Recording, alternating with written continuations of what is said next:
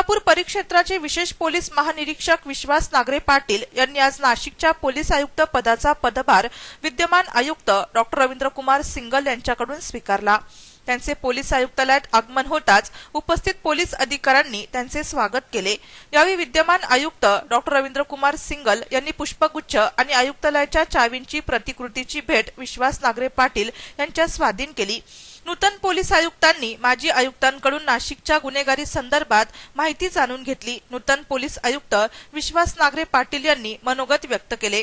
लोकांच्या समस्यांचा, गाऱ्हाण्यांचा, अडचणींचा, प्रश्नांचा अभ्यास करून त्यांच्यासाठी मग ते व्यवस्थितपणे टेलरमेड पोलिसिंग देणं।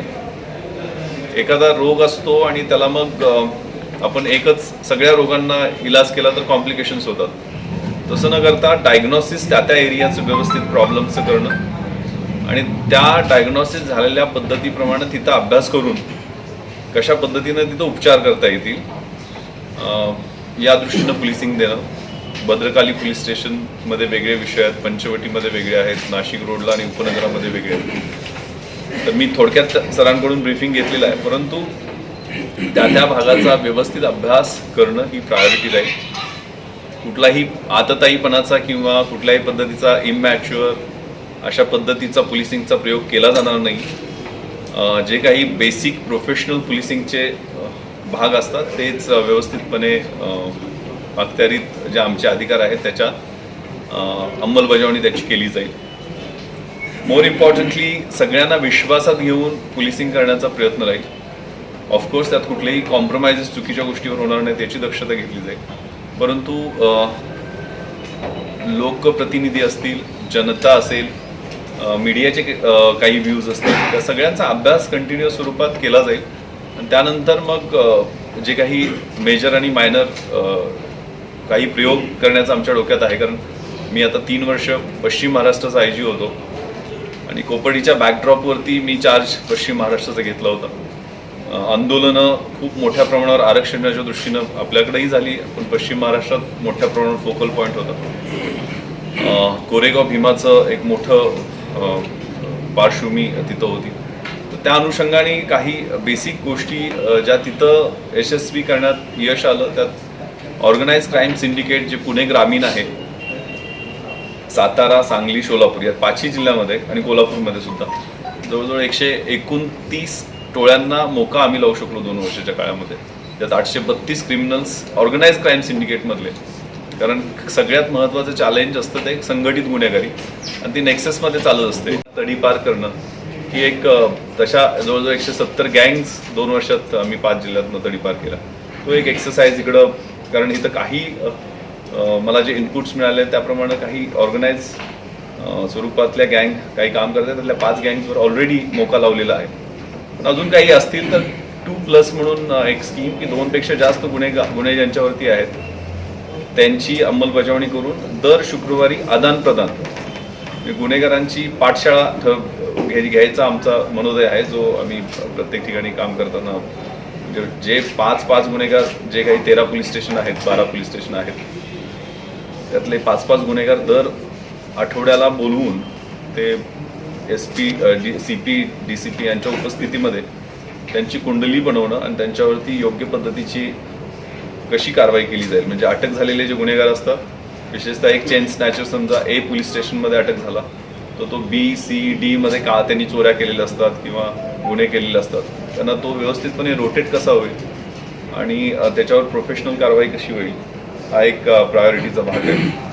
MPDAचे अधिकार सुदैवानं कमिशनर पोलीसकडे आहेत, पहिल्यांदा ते मी एक्सरसाइज करेन, पण त्याच्या बाबतीत खूप व्यवस्थितपणे MPDAच्या अभ्यासपूर्वक त्याच्यावर कारवाई केली जाईल। महिलांची सुरक्षितता ही नंबर 1 प्रायोरिटी राहील। नाशिकच्या नागरिकांचे लाडके आयुक्त अशी ओळख निर्माण केलेले डॉ. रवींद्रकुमार सिंगल यांची औरंगाबादच्या विशेष पोलीस महानिरीक्षक पदी बदली झाल्याने त्यांना पोलीस आयुक्तालयातर्फे निरोप देण्यात आला। तसेच माजी आयुक्त डॉ. रवींद्र सिंगल यांनीही नाशिककरांनी दिलेल्या सहकार्याबद्दल आभार मानले। मागचे जे क्राईम रेकॉर्ड आपल्यासोबत आम्ही क्राईम कॉन्फरन्स घेतली होती, प्रेस कॉन्फरन्स, तर त्यावेळेस आपल्या सर्वांना सांगितलं होतं की कसे मर्डर्समध्ये 6 मर्डर्स कमी झाले होते, HBTs कमी झाले होते। कुठल्याही क्षेत्रामध्ये तुम्ही बघितलं तर ते आपला क्राईम चार्ट कमी झाला होता आणि त्याची पुढे जाऊन जे परसेप्शन आहे लोकांना जे एक भावना वाटली पाहिजे की we are safe and we are living in the safe city, तर ती भावना आम्हाला लोक नेहमी देत होते.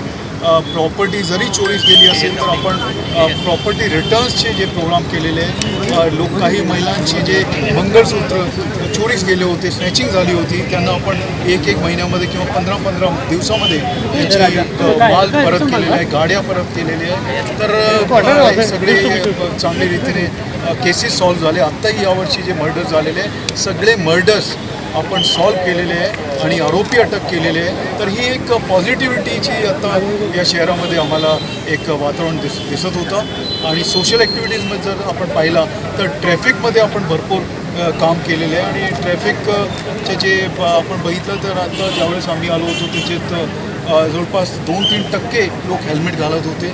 आज जवळपास 60-70-80% लोक हेल्मेट घालत आहेत. तर हे एक चांगलं आहे आणि त्याच्यात धन्यवाद मी नाशिक शहराला देतो आहे. कारण इतर शहरामध्ये ज्यावेळेस अशी ॲक्टिव्हिटीज सुरू झाली, हेल्मेट सक्ती सुरू झाली, तर तिथे लोक रोडवर आले की ही ॲक्टिव्हिटी तुम्ही कशासाठी करताय. तर हे इकडचे जे नागरिक आहेत त्यांनी भरपूर सपोर्ट केलेला आहे आणि तुम्हालाही मी धन्यवाद करतो आहे. कारण आपण जे ॲक्टिव्हिटीज करू शकलो, जे क्राईमवर कंट्रोल करू शकलो, ही माहिती लोकांवर जे लोकांपर्यंत जे पोहोचलेली आहे ते आपल्या मार्फतीने पोहोचलेली आहे. मी आपल्या प्रेसच्या, इलेक्ट्रॉनिक आणि प्रिंट मीडिया दोघांचा मी धन्यवाद करतो.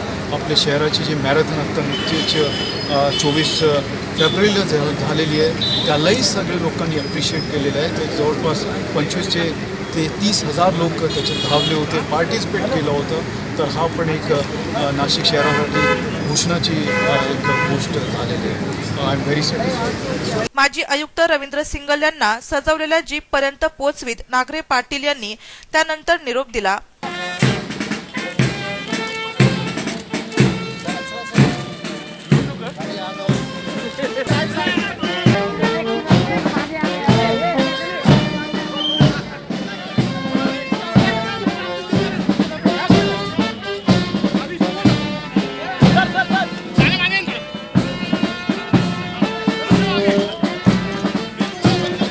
पोलीस कर्मचारी अधिकारी यांची 2300 मार्कांची परीक्षा. शहरातील प्रत्येक नागरिक माझा नातेवाईक, तर जो गुंड दुश्मन असेल तो माझा वैयक्तिक दुश्मन राहील. निवडणूक पारदर्शक कशी होईल याबाबत प्रयत्नशील राहू असे सांगत त्यांनी आपल्या कामाची दिशा स्पष्ट केली. नाशिक सिटी न्यूज साठी प्रतिनिधी रोहन दानी, नाशिक.